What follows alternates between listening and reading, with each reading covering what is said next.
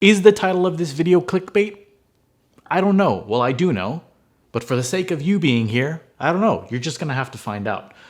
One other thing before we start. I am heavily considering moving these sim videos to a separate channel because, as you've seen, it's a mixture of all these different things, whatever I end up feeling like making. You let me know in the comments whether you think that's a good idea.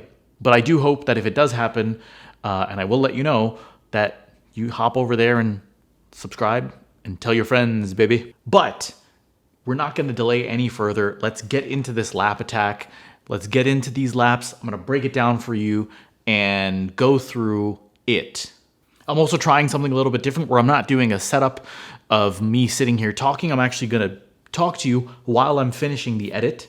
As Bill O'Reilly once said, we'll do it live. It's been probably a year, if not more, since I've driven. The plus side of that is I get to put my own content to the test because now I can look back at my own self-tutorial or video diary, if you will, and see if those techniques benefit me now. All right, so what we're gonna do is the lap attack. The goal time is 1:48.5. What's interesting is I did this lap attack before and I got gold at like 150 point something. It seems like maybe the times have changed with an update or whatever it is. So what we're gonna do is do the lap, maybe like a couple of scouting laps, not at just full bore, reacquaint ourselves with the track, see if I can remember certain salient points for each area, which I already remember a couple of death traps around here. And then we'll go for it and we'll see how we do. Okay, so the scouting lap, coming down the first straight, obviously is gonna be full throttle. We're going to be braking not at the typical markers between 150. What we're actually gonna do is come in at full throttle towards the apex, and at the apex straighten out and notice the angle that we're looking at here and what our references are as we're braking in that straight line down from 6th towards the outside, setting up for turn 2, coming down to pretty much 3rd gear and then bringing it in. This becomes one sweeping turn, and then we track ourselves out using all of the track. That's going to be a theme you've probably heard before.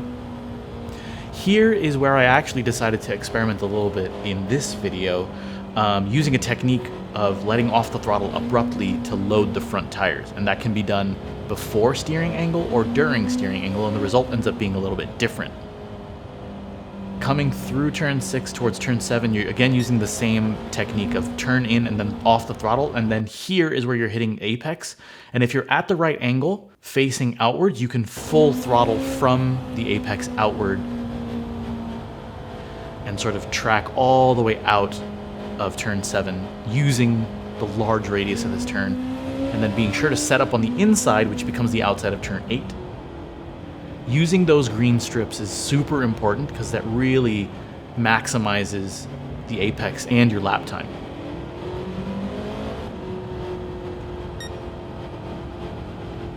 Turn 10, keeping it tight because we want to set up for 11, and then hard braking. But if you notice here, one of the things I always do is early apexes. So really focusing on a late apex, and here you can see, especially on the map, the arrow is pointing past the halfway point and then tracking out, being mindful of that dip, which ends up causing you to spin. So not wanting to have too much steering angle.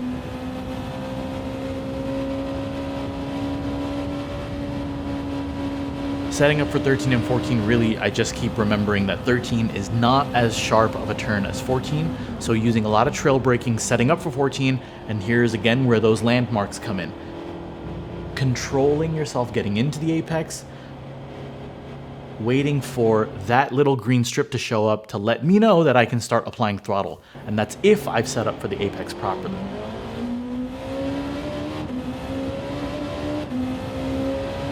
And then as we're coming up to turn 15, this is really a full throttle. You're going flat out through this turn, but really, again, using all the track.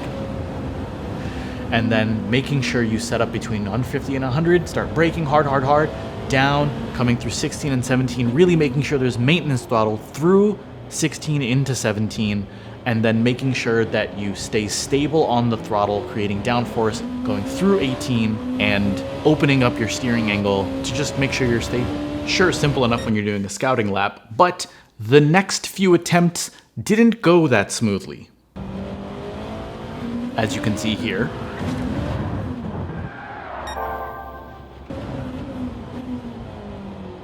And here. But then eventually, after doing a couple of laps, all right, here we go. I started to get back into the groove of things, and things started to feel a bit more natural.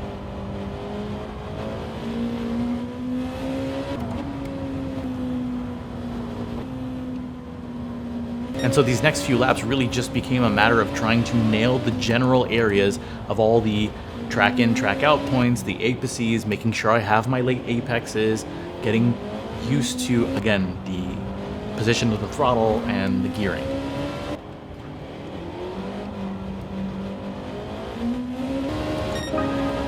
Things I think I immediately just stand out to me. Coming into turn 13, I went into 6th, but then I really slowed down to 3rd even before getting to the turn-in point. That definitely was a mistake, and I don't know if there's any utility in going up to 6th at that point. You're not rev limiting at 5th, so you may as well stay in 5th. Okay, that needs to be fixed. I may have lost a little bit of time on turn 11. That tends to be a really sore spot for me.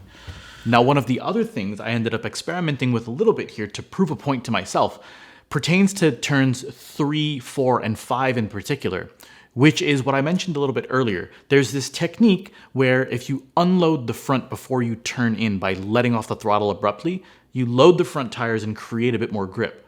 You can also do that same thing but turn in slightly before, and by unloading the back and loading the front, you get a little bit of pivot, like kind of like lift off oversteer.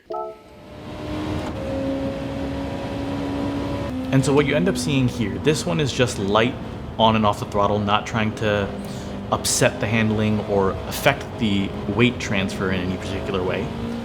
And things look pretty smooth, nothing really that remarkable.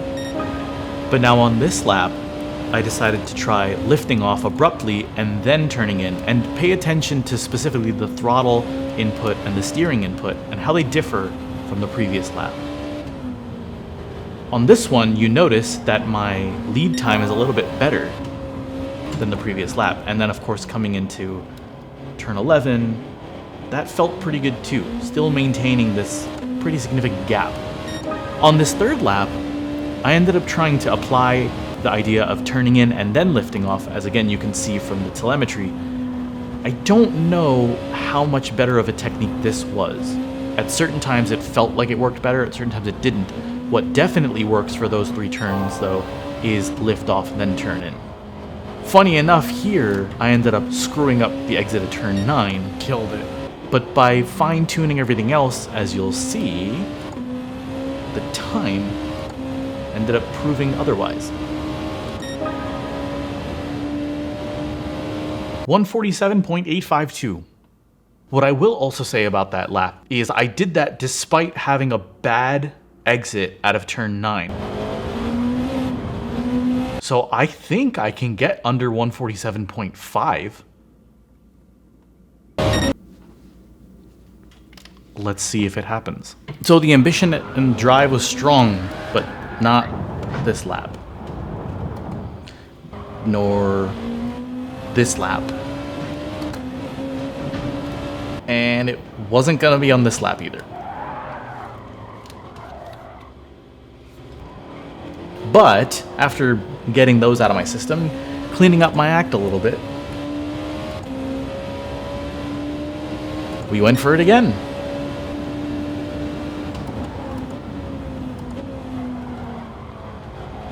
I mean, there's not much to say, but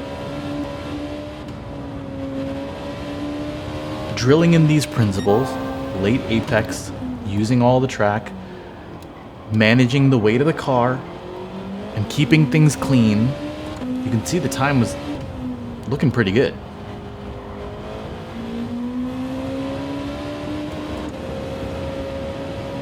Really good.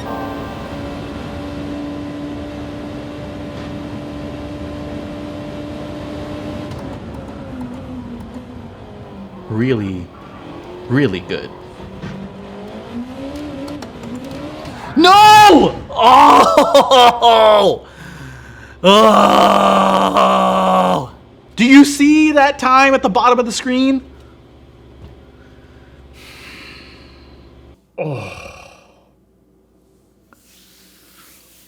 My optimal time would have been at 1:47.2. Let's try. So let's review. What do we know is working? The things I'm noticing. Turn 1 into turn 2, using more of the track. It's always the answer. Use more of the track. Getting myself out, because I was looking at the replay of my 1:47.8, and I wasn't coming all the way out of turn 1 into turn 2. So using more of that. And then turn 11, man, is tricky. Those are really the pain points. All right, let's see. And so going back at it with these new pain points in mind, get that ghost out of here. I started to see consistency, early apex, even despite little errors like that. But then, in the subsequent laps, after focusing in on these issues, I started to notice things like this happening. Look at how I shot out of that turn. I saw not only consistency, but improvement. At which point I decided to give it one more lap and just quit on a high note. So I'll let you enjoy the last lap of the day.